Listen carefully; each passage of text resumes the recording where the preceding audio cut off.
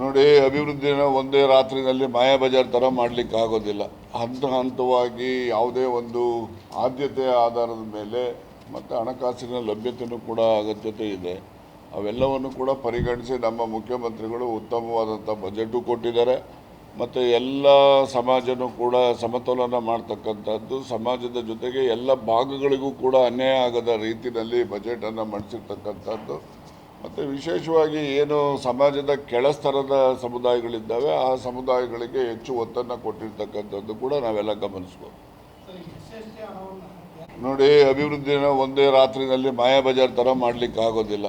ಹಂತ ಹಂತವಾಗಿ ಯಾವುದೇ ಒಂದು ಆದ್ಯತೆಯ ಆಧಾರದ ಮೇಲೆ ಮತ್ತು ಹಣಕಾಸಿನ ಲಭ್ಯತೆಯೂ ಕೂಡ ಅಗತ್ಯತೆ ಇದೆ.